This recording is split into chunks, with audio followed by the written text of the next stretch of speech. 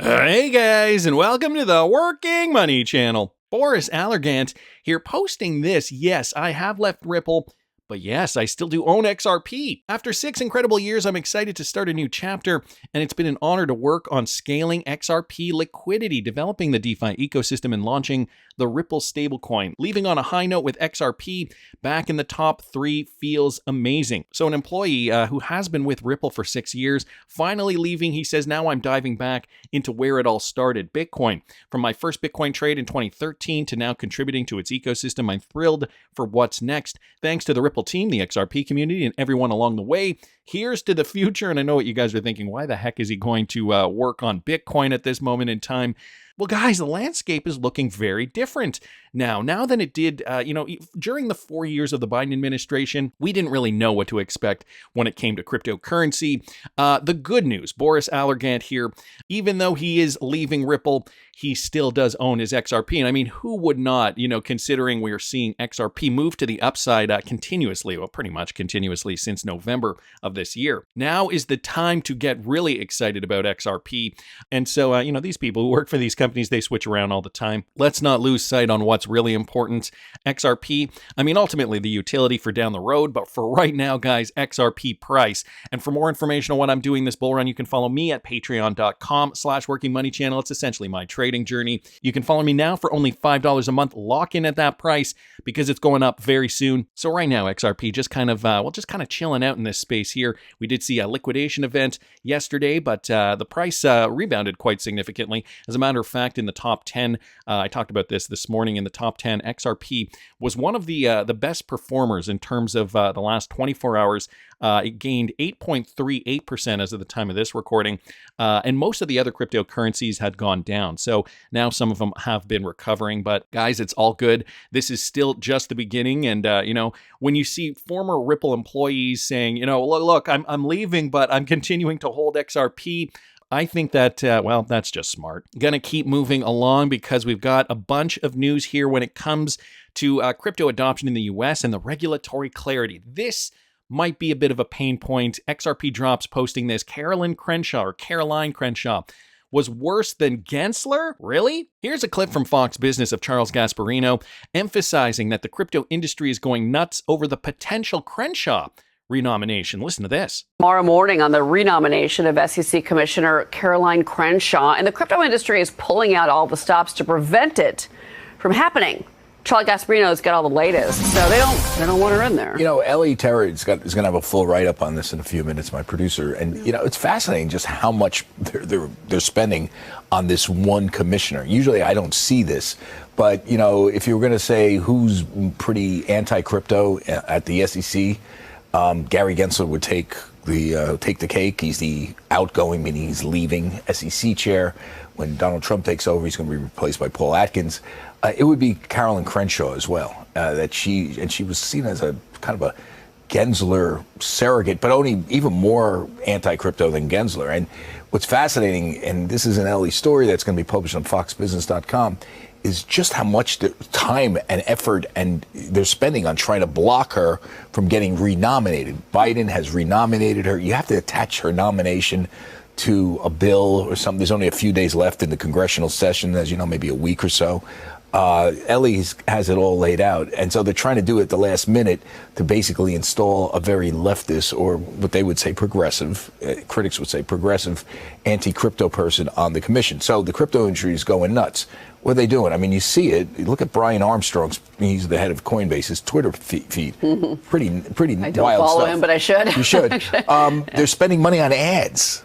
Billboard ads, mobile ads and online ads. So they are spending a lot of money. They're also threatening people, Democrats, if you vote for him, for her, to renominate her, we're going to your score on your crypto score. There's a crypto friendly score.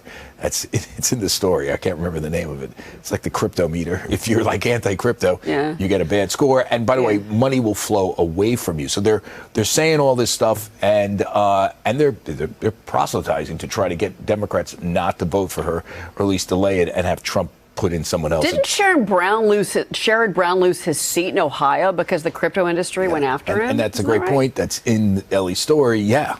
I mean, all these crypto PACs that get their marching orders from the crypto meter that comes out, moved away from it, threw a lot of money at the other guy, Bernie Moreno, and who's very conservative and pro-crypto, and they're threatening this again. So we'll see. We'll know in the next, I guess, probably the next couple of hours, next day or so, whether this thing goes forward or not. If it does go forward and she gets voted in, remember, she's getting voted by the Democrat-controlled Congress. So what's her term? There now.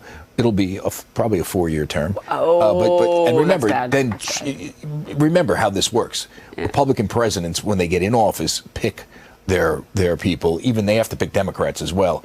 So Trump could pick a better, more pro-business, pro-crypto Democrat. But if they get her in now, because Biden is trying to get her in, getting her term extended, or her term ended, get another term for her, and he's trying to do it with a democratically controlled Congress.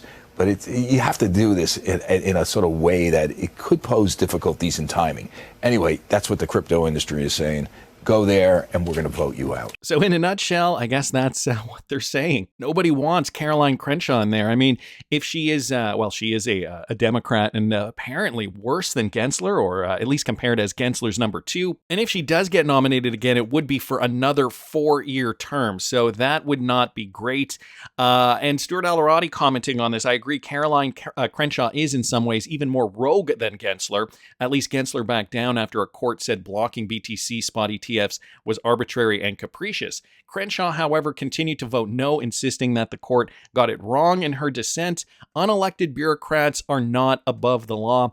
So he was retweeting out CoinDesk's story on the same topic. Punchline after punchline, says XRP Drops. It is true art to get to the heart of the matter like you do. Bull Run Wonka says, expose them all. Xavier says, I completely agree with your point. Commissioner Crenshaw's continued opposition to Bitcoin spot ETFs, even after the court's ruling, highlights a concerning disregard for judicial oversight. While regulatory bodies like the SEC play an essential role in maintaining market integrity, unelected officials must operate within the bounds of the law. Her dissent seems to undermine the checks and balances designed to ensure accountability, which is critical for maintaining trust in our financial system. It's time for regulators to prioritize clarity and fairness rather than overreach. So there we have it, guys. And, to this point, even Eleanor Turret, whose article should be out, by the way, there's a big push from the crypto industry and Republican leaders to prevent the renomination of Democrat Commissioner Caroline Crenshaw for a second term at the SEC, so much so that they're actually putting up a truck with an ad basically saying more anti-crypto than Gensler, vote no to Crenshaw. That's how serious it's getting. Anyway, I wanted to thank Eleanor Turret, Stuart Alorati, and XRP Drops, and of course, Boris Allergant for posting that. We've got some news from a RippleNet user, this courtesy of the Wrath of Kahneman. RippleNet user NBK acquired 51% of the leading pay service provider UPayments, and this is happening in Kuwait, guys. The collaboration aims to bring about a revolution in the way digital payments are conducted in the country. So Kuwait, the Middle East, already favorable to XRP, and now the National Bank of Kuwait announced that it has acquired a major stake, a 51% share, so controlling stake in Kuwaiti-based payment service provider and e-commerce-enabled platform UPayments. This acquisition represents a significant step forward in the digital payments landscape in Kuwait by combining NBK's extensive banking expertise with UPayments' innovative capabilities. The collaboration aims to bring about a revolution in the way digital payments are conducted in the country. NBK's decision to acquire a majority stake in UPayments is based on a strategic integration of expertise and capabilities. NBK, with its established presence in the banking domain, has accumulated a wealth of knowledge and experience in facilitating various payment mechanisms by issuing payment methods for customers. So, for example, debit cards, credit cards, prepaid cards, Apple Pay, Samsung Pay, as well as accepting payment acceptance with merchants on point of sale, terminals, and payment gateways. So they're really shaking things up here, looking to integrate the UPayment system with cutting edge technology and a new platform. Of course, digital products are another big part of this, enhancing the digital payments ecosystem, obviously using blockchain DLT technology as that backend. UPayments' dedication to broadening its services across diverse sectors has led to a strengthened position, rendering its acquisition a significant move in line with NBK's strategy to advance its digital transformation endeavors. So obviously all these banks, these financial institutions, they have they have a strategy, they have a plan, and they want to streamline the plan, probably make sure that they are choosing the right technology and make sure that they're going with the correct companies in order, I guess, to give longevity, because, a lot of this stuff costs a lot of money too. So you don't want to integrate into technology that's just going to be antiquated in 5 years. You really want to think, okay, what's everybody else doing? What are the standards? And, this all plays into what the regulations are, what other countries are doing, right? Here's a quote. Together with NKB, NU Payments aim to simplify and streamline digital payment experiences for various businesses in Kuwait and beyond. We are highly confident that this integration will accelerate value creation, enhance NBK's range of services for merchants,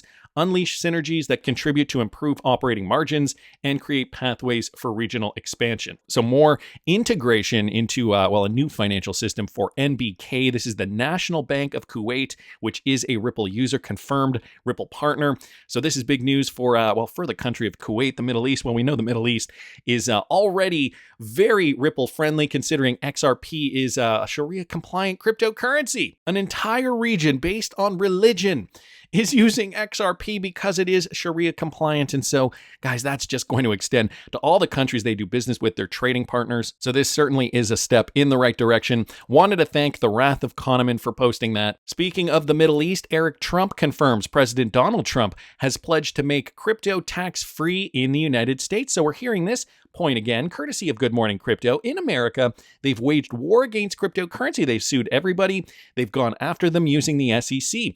Here's a quick clip of Eric Trump over there in Abu Dhabi. Listen to this. Those institutions who have waged war on cryptocurrency. Guys, in America, they've waged war against cryptocurrency. Make no mistake about it. They've sued everybody. They've gone after them using the SEC. They've waged war. They've tried to tax them.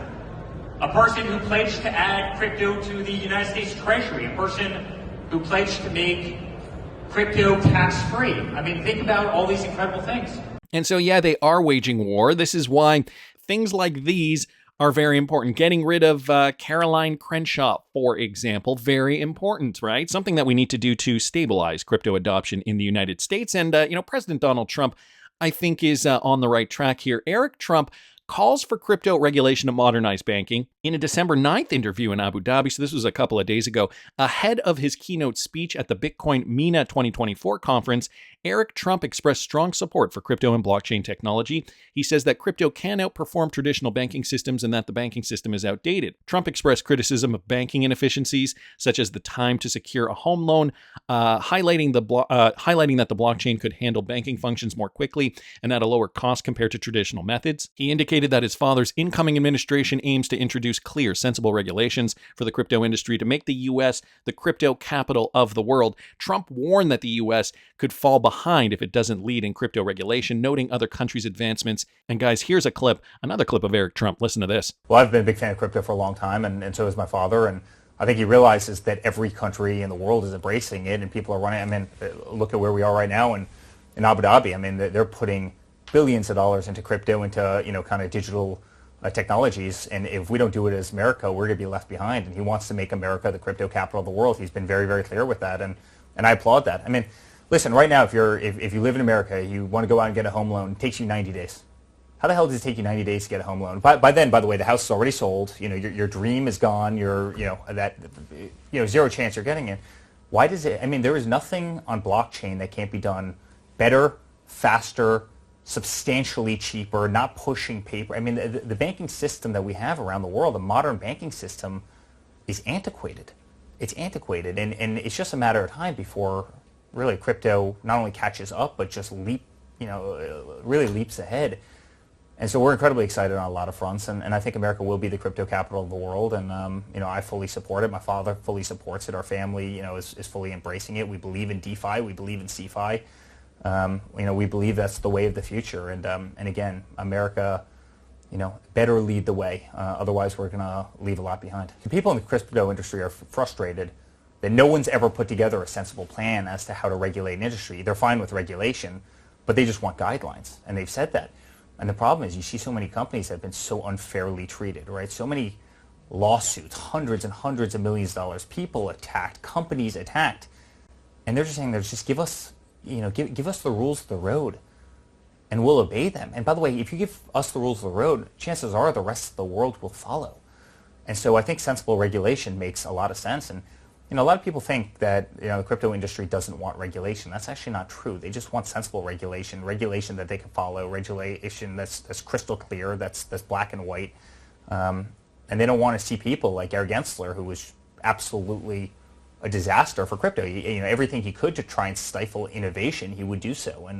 And those people have all been cleared out, and I think they will put together good regulation. I think we will have a clear roadmap, and hopefully the rest of the world follows that. Hopefully we can lead by example, because that's what we should do as Americans.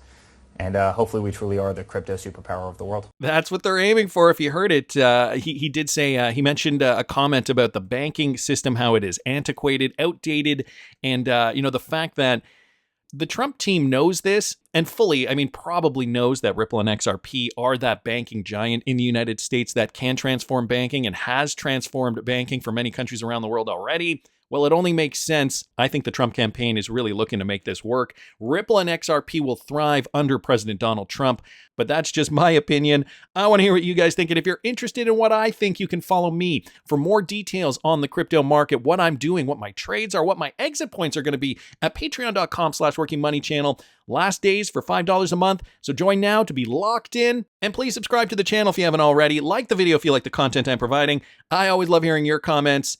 See you in the next one, guys.